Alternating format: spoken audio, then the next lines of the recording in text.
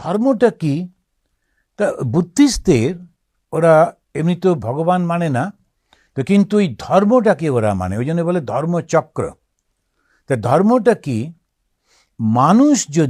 ব্যক্তি মানুষ যদি অন্যায় করে, অপরাধ করে, তার শাস্তি হয়। সমাজ যদি করে, সমস্ত সমাজ মিলে অন্যায় করছে, তারও শাস্তি হয়। এবং সমস্ত মানব সমাজ যদি করে, তারও শাস্তি হয়।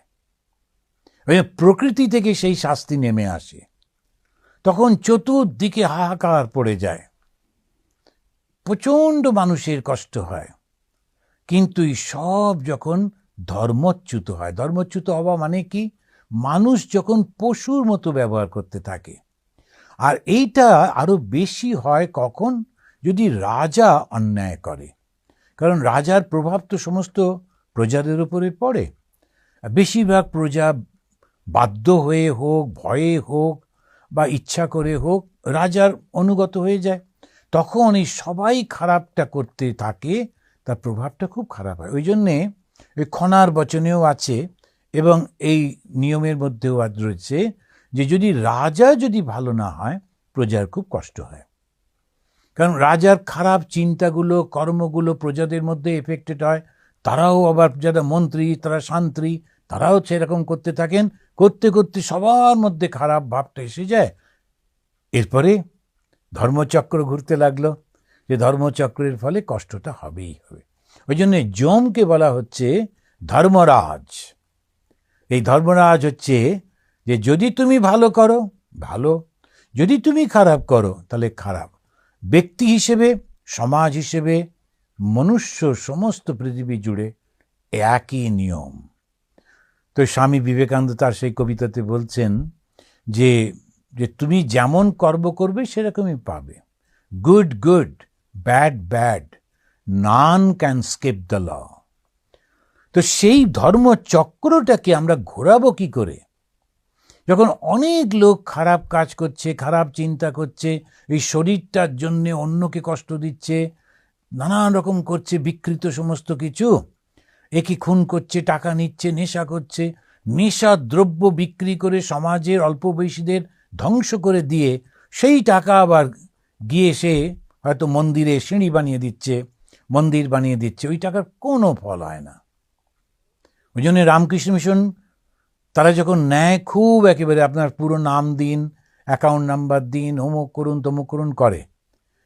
কেন না, আমরা যদি একটা হুন্ডি খুলে রেখে দিই, যে যা পাচ্ছে টাকা দিয়ে দেবে, অনেক টাকা ইনকাম হয়। কিন্তু ঠাকুর ওই টাকা নেবেন না, রামকৃষ্ণ মিশন কখনো ওটা করতে চায় না। কষ্ট হবে, হবে, পৃথিবীটা বদলাতে হবে, এরকম মাতার দিব্যি কে দিয়েছে? যতটুকু পারবো ততটুকু করব, কিন্তু অন্যায়ের অর্থ দিয়ে না। যারা ওই খারাপ কাজ করে নার্কোটিক্স বিক্রি করলো, করে টোরে সেই পয়সা দিয়ে একটা বড় টাকা দান করে দিল, রামকৃষ্ণ মিশন নেবে না। ওই দেখবে যে ওই টাকাটার সোর্সটা কি, কোথা থেকে তুমি পেলে। এইটাই হচ্ছে ধর্ম। অন্যায়কে কখনো সাপোর্ট করতে নেই। অন্যায়কে যারা সাপোর্ট করে, তারাও তো অন্যায় করছে না। রবীন্দ্রনাথের সেই কবিতা। তো সেই জন্যে কখনোই অন্যায় যারা করছে, ঘৃণা যারা করছে, হিংসা যারা করছে, তাদের দলে থাকতে নেই। ধর্মচক্রের উল্টো দিকে পড়ে পিষে যেতে হবে। এখন আমি উল্টো করব কি করে? আমরা সবাই মিলে ভালো চিন্তা করব, ভালো কর্ম করব, ভালো ফল হবে। আমি যখন ভালো চিন্তা করছি, প্রার্থনা করছি, আপনি করছেন, এ করছে, সমাজের চতুর্দিকে যতজন লোক আছে সবাইকে, এই যে এত সমস্ত ক্লাসগুলো দেওয়া হয়, বক্তৃতা করা হয়, কিসের জন্যে? সমাজের সবার মধ্যে যাতে ওই ভাবটা আসে। যত যত নিবর্তিত বিমুচ্যেত ততস্ততঃ। এই যে বিষয় কাকে বলে, এবং বিষয়টা হচ্ছে আমাদের এই যে পঞ্চ ইন্দ্রিয় আছে, চক্ষু, কর্ণ, নাসিকা, জিহ্বা, ত্বক, এইগুলো দিয়ে যেগুলোকে আমরা অনুভব করি, বুঝতে পারি, ওটাই বিষয়। বিষয় হচ্ছে এই পঞ্চ ইন্দ্রিয়ের গোচর, যেগুলো যেগুলো দিয়ে আমরা বুঝতে পারি, ওটাই হচ্ছে বিষয়। তো বিষয় একটা টার্মিনোলজি ব্যবহার করা হয়েছে। তো এই বিষয় একটা ফিলোসফিক্যাল টার্মিনোলজি, ওই শব্দটা ব্যবহার করে বোঝানো হচ্ছে যা কিছু আমরা দেখতে পাই, ছুঁতে পাই, শুনতে পাই, গন্ধ পাই, তার টেস্ট পাই, স্বাদ পাই, সমস্তগুলো হচ্ছে বিষয়। যখন আমাদের মনটা ওর থেকে উঠে উঠে আসবে, যেটা যেটা থেকে উঠে আসবে তার থেকে তুমি মুক্ত হয়ে যাচ্ছ। তাহলে আমরা আসলে যাব কোথায়? ধর্মটা করব কেন? যাতে আমি ঈশ্বরের কাছে পৌঁছতে পারি। আর ঈশ্বরকে আনন্দ স্বরূপ। তাহলে আমি যাচ্ছি কেন? আনন্দ পাওয়ার জন্যে। ধর্মের আসল উদ্দেশ্য কি? আনন্দ পাওয়া। এই পায়ের ব্যথা সারানো, কিংবা মামলা থেকে মুক্তি পাওয়া, কিংবা দুটো চাকরি পাওয়া, এই সমস্ত ধর্ম নয়। ওগুলো বাই প্রোডাক্ট। কিন্তু আসল কি না, আনন্দটা পাওয়া। আনন্দ কোথা থেকে পাবো? চিরন্তন আনন্দ ঈশ্বরের থেকে পাবো। তো ঈশ্বরকে পেতে হবে, তবে তো সেইটা কেমন করে পাবো?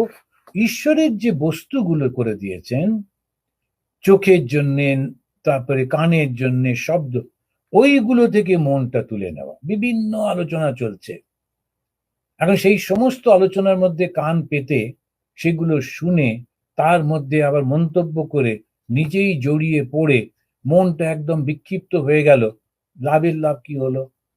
কিছুই তো হলো না। সেই জন্য আমাদের বুঝতে হবে, বিষয় থেকে মনটা তুলে তুলে নিতে হবে। যত যত নিবর্তেত বিমুচ্যেত ততস্ততঃ।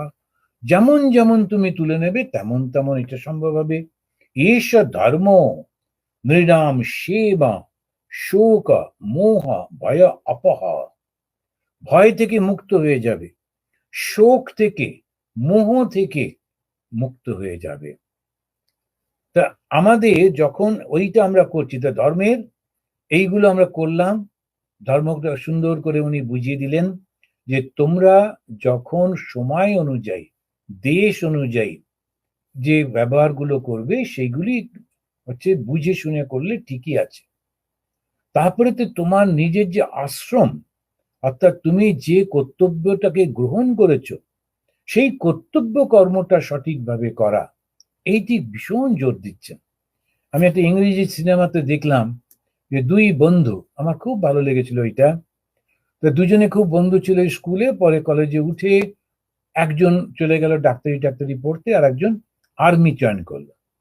এবারে কিছুদিন পরে একটা ওই যে আর্মি, যে সে চলে গেছে একটা জায়গাতে, তাকে পাঠিয়েছে, সে সেখানে একটা যুদ্ধের মধ্যে পড়ে গেছে, তার চারপাশে শত্রু, তারা, তার নিজের বন্ধুরা মারা যাচ্ছে, ও একটা মেশিন গান থেকে গুলি চালাচ্ছে। সেই সময় ওই বন্ধুটার ফোন এলো। সে বললো, আরে আমি কালকে আমার বিয়ে, তোমাকে আসতেই হবে। তখন এই শুনে ওই অবস্থাতেও মজা করছে, বলো ও আচ্ছা, তো কোন মেয়েটাকে বিয়ে করছো? তো বললো, আমার, তুই চিনতিস, আমাদের কমন ফ্রেন্ড ছিল। খুব ভালো করেছো, খুব ভালো করেছো, না করলে আমি ওকে গিয়ে বিয়ে করে নিতাম, বলে মজা টজা করছেন। এরপরে যখন ওই বন্ধুটি বলছে, তুমি এখন কোথায় আছো, এই লাইনটা আমার খুব ভালো লেগেছিল। সেই সেনা যিনি যুদ্ধ করছেন, শত্রুরা তার দিকে এগিয়ে আসছে ধীরে ধীরে, ও বুঝতে পারছে যে আমার গুলি শেষ হয়ে যাচ্ছে, অ্যামিউনিশন শেষ হয়ে যাচ্ছে, আমি আর বেশিক্ষণ বাঁচবো না।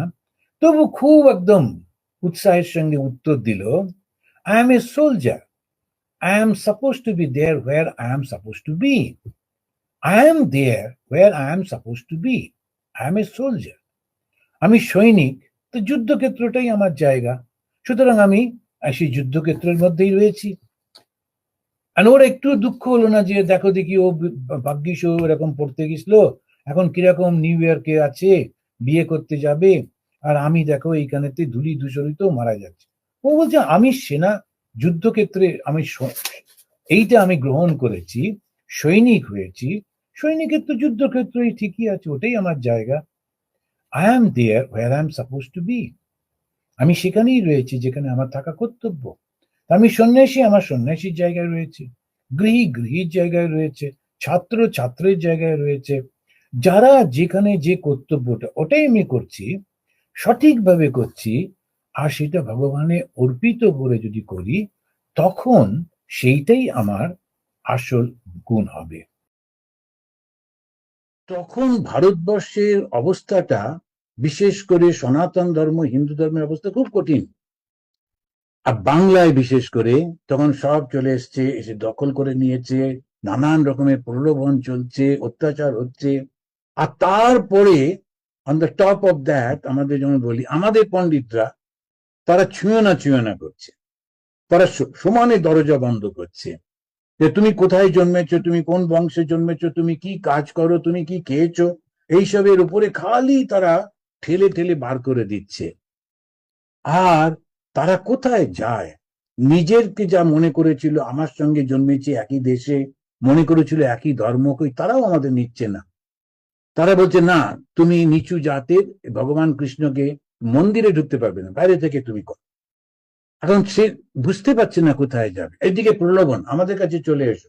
এইরকম অবস্থার মধ্যে তখন চৈতন্য মহাপ্রভু ওই যে রাস্তায় কাঁদতে শেখাচ্ছেন, কিচ্ছু করতে হবে না, বসে ধ্যান করা সম্ভব না, তীর্থযাত্রা করা সময় নেই, অন্য সমস্ত যে যাগযজ্ঞ করা করতে গেলে তখন রাজনৈতিক বাধা আসছে, তো কি করব?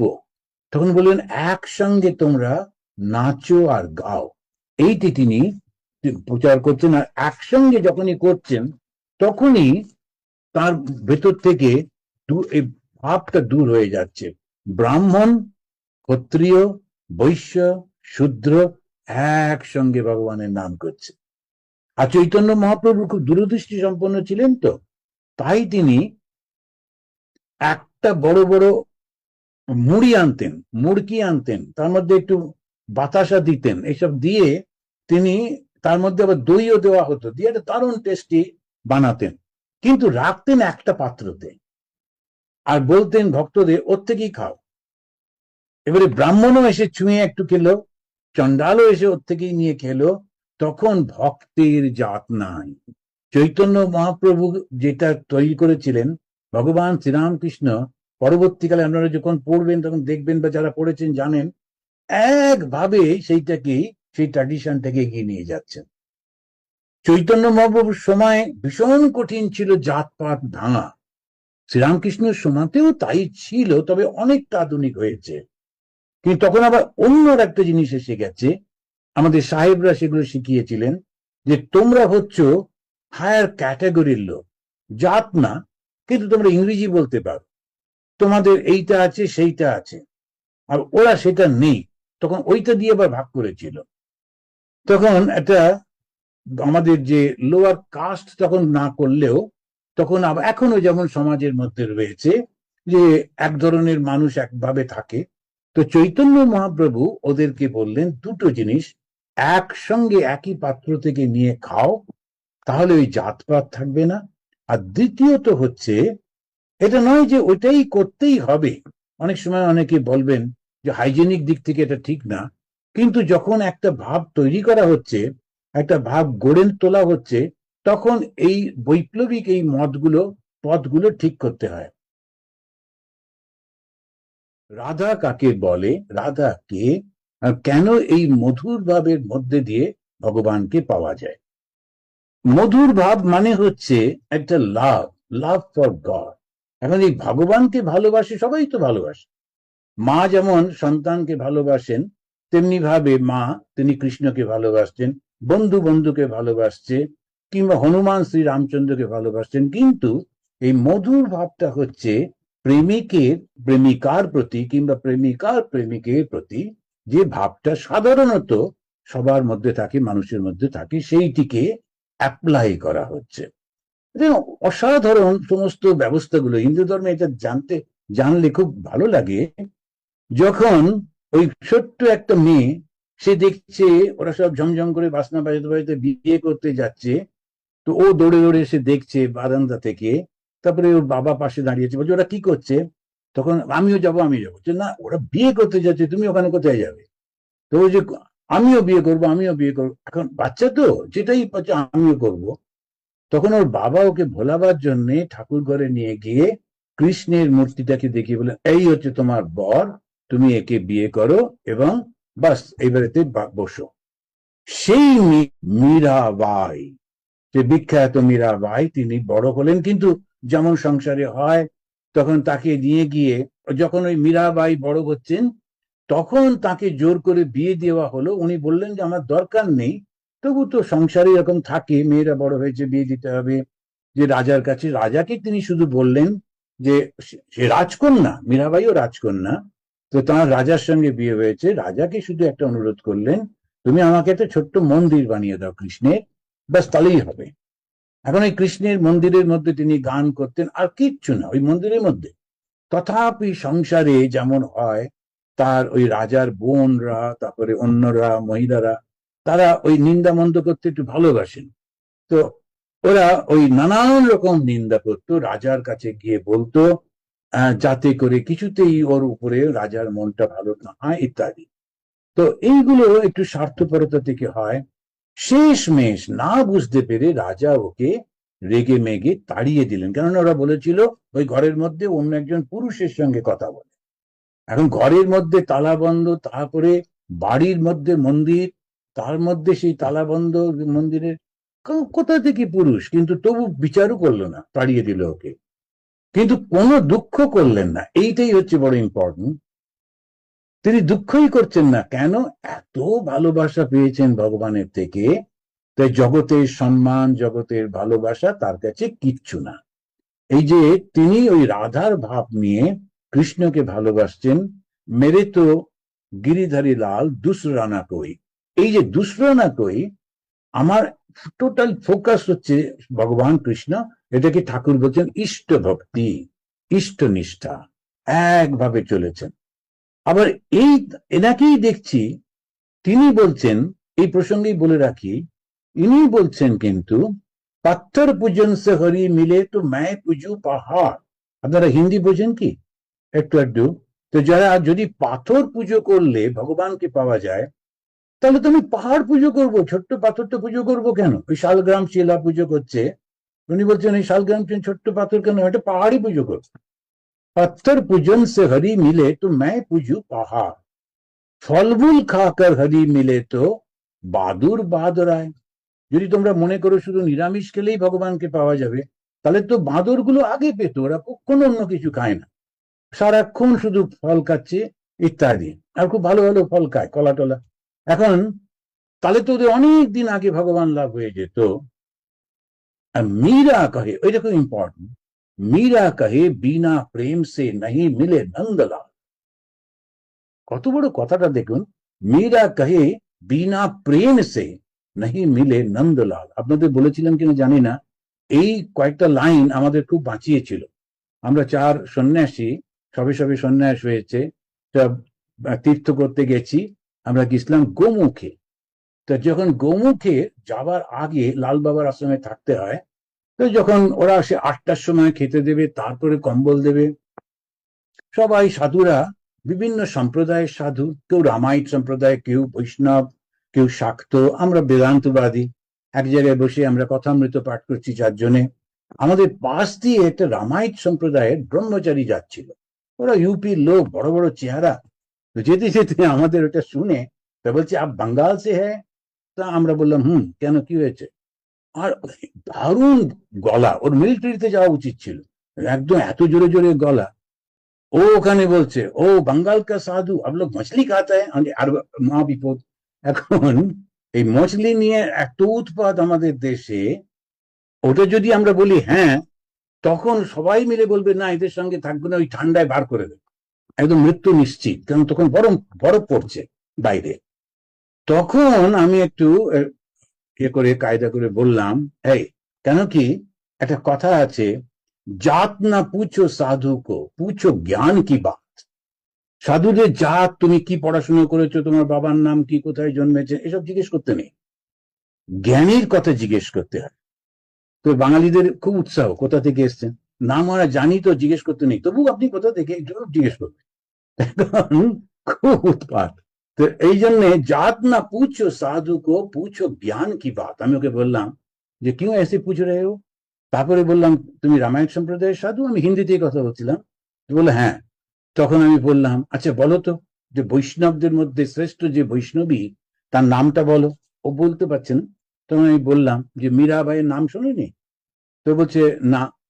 এই যে অন্য সাধুরা আমাদের কনভারসেশন শুনছে, আর আমি তো গেরুয়া পরা ও সাদা কাপড়, ব্রহ্মচারী, সুতরাং আমার একটা আপার হ্যান্ড আছেই, আমরা সিনিয়র, ওকে ধমকে ধমকে কথা বলছি। আর ইন্ডিয়াতে সাধুরা যদি ধমকে কথা না বলে ওকে ঠিক সাধু বলে নেয় না, একটু দমকে দমকে বলতে হবে। তো আমি খুবই ওকে ধরে বলছি, তখন আমি এইটা কোট করেছিলাম যে পাথর পূজন সে হরি মিলে তো मैं पूजू পাহাড়, ফলমূল খাকার হরি মিলে তো বাদুর বাদরায়। এটা খুব সুন্দর একটা স্তোত্র আছে, গান আছে।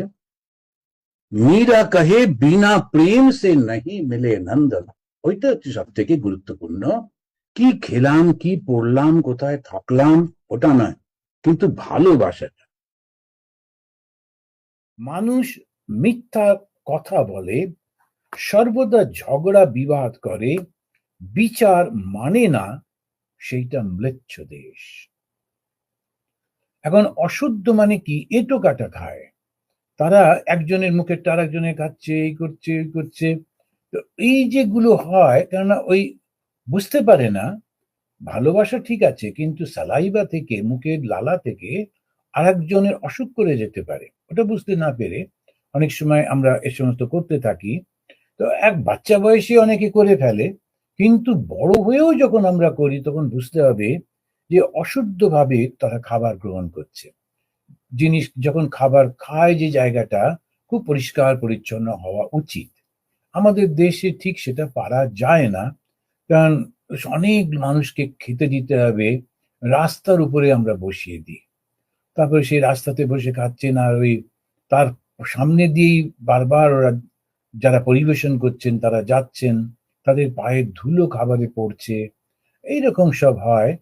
এইগুলো একটু বুঝে করা উচিত। আমি দেখেছি কোনো কোনো আশ্রমে এখন খুব সুন্দর ব্যবস্থা হচ্ছে ধীরে ধীরে। বিশেষ করে জয়রামবাটিতে খামারপুকুরেও দেখলাম যে ওরা গাড়ি করে খাবার নিয়ে যাচ্ছেন, টেবিলে খাবার ব্যবস্থা, এবং লোকেরা বসেছেন, ওই গাড়ি থেকেই দেওয়া হচ্ছে।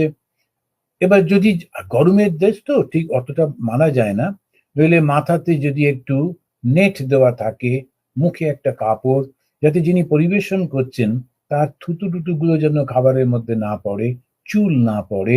হাতে একটা গ্লাভস যদি থাকে ভালো হয়। হাতা টাতা গুলো আরো পরিষ্কার করা, এইগুলো ধর্মের অঙ্গ। তবে রামকৃষ্ণ মিশনের যে কোনো জায়গাতেই দেখেছি ওরা যতটা পারেন খুব পরিষ্কার পরিচ্ছন্ন করে করেন। একেবারে যেখানেতে বন্যা হয়েছে, যেখানে প্রচুর লোক একসঙ্গে খাবে, সেখানে কি করবে? বেলুড় মঠের মতো জায়গাতে লক্ষ্য করে দেখেছি একসঙ্গে হাজার হাজার লোক প্রসাদ গ্রহণ করছেন, বসে ঝপঝপ করছে, পরিষ্কার পরিচ্ছন্ন। গাড়ি করে খাবার আসছে, পরিবেশন হচ্ছে। তো মাটিতে বসে ওইটা প্রায় অনেকটা বন্ধ হয়েছে। তো এই যে জিনিসগুলো আমরা, সাধারণ জিনিস, ইউরোপ আমেরিকাতে এগুলো অতি স্বাভাবিকভাবে ওরা করে, কিন্তু ওটা হয়তো বাইরে খুব, আবার ভেতরে, রান্নাঘরের ভেতরে কি করে কে জানে। তো যাই হোক, আমাদের দেখতে হবে যেটি, সেটি হচ্ছে যাতে আমরা ওই রুচি সম্পন্ন জায়গাতে কাজগুলো করতে পারি। তো সেটাতে ধর্মের অঙ্গ হিসেবে। আর ম্লেচ্ছ মানে যারা অশুদ্ধ এঁটো সমস্ত কাটা খায়, মিথ্যা কথা বলে। এখন মানুষে যে যেখানে পাচ্ছে মিথ্যা কথা বলছে, সর্বদা ঝগড়া বিবাদ করে, বিচার মানে না, সেটা হচ্ছে ম্লেচ্ছদের দেশ। তা এইটি একটু খুব ভালো করে মনে রাখতে হবে। আমরা যারা অত্যন্ত রুচি সম্পন্ন ব্যক্তি, কিন্তু সামাজিক নানান সমস্যার মধ্যে ধৈর্যটা আমরা রাখতে পারি না, সম্ভব হয় না। একই গরমের দেশ, তারপরে অল্প সমস্ত বাসের মধ্যে, ট্রেনের মধ্যে, ট্রামের মধ্যে এত ভিড়। তারপরে সত্যি সত্যি আমি একবার দুবার গিয়ে দেখেছি যে ভীষণ কষ্ট হয়, এবং তার মধ্যে মনটা আনন্দে রাখা এবং মেনটেন করা অত্যন্ত কঠিন, অতি কঠিন। তবুও আমাদের মানুষেরা খুবই ভালো। যেটা মাঝে মাঝে, যেমন বাঙালিদের একটা হিউমারাস সব থাকে, তো এই গল্পটা আমি শুনেছি, কার কাছে ভুলে গেছি। তো দুজন, একজন আরেকজনের পায়ের উপর পা দিয়েছেন, তো তো ঝগড়া শুরু। যে তারপরে তো ঝগড়া করতে করতে তখন ও খুব রেগে গেছে। তো বাঙালিরা ঝগড়া করে কিন্তু মারামারি করে না, অন্তত আগে করতো না, এমনি মুখে চেঁচামেচি করে, কিন্তু মার হাতে তাতে মারতো না। কিন্তু ও একজন ঝগড়া করতে করতে বলছে যে, যে আপনার আপনার মেয়েরে আপনার ৬২ পাটি দাঁত ফেলে দেবো। তখন ও বলছে যে, আরেকজন পাশ থেকে বলছেন, কিন্তু অত দাঁত তো হয় না। কিন্তু তখন সঙ্গে সঙ্গে বলছেন, আমি জানতাম আপনিও নাক গলাবেন, তাই আপনারটাও কাউন্ট করে রেখেছি। তো এরকম একটা মজা, ঝগড়ার মধ্যেও একটু মজা করছেন। তো আমি ট্রেনে একবার যাচ্ছিলাম, প্রচন্ড ভিড়, তখনও দেখছিলাম যে মানুষেরা এরকম সমস্ত মজা করতে করতে চলেছেন। অত কিছুর মধ্যেও মনটাকে খুব আনন্দে রাখছেন, রোজ করতে হয়, তথাপি যে ধৈর্য রেখেছেন, এটা জাতি ভাবে ভারতীয়রা খুব শান্ত মাথা, অত্যন্ত রুচি সম্পন্ন মানুষ। সেই কারণে যদি একটু সুন্দর ব্যবস্থা হয়, ওই রকম মানুষ পাওয়া যাবে না, ভারতীয়দের মতো এত সুন্দর আর কোথাও পাওয়া যাবে না।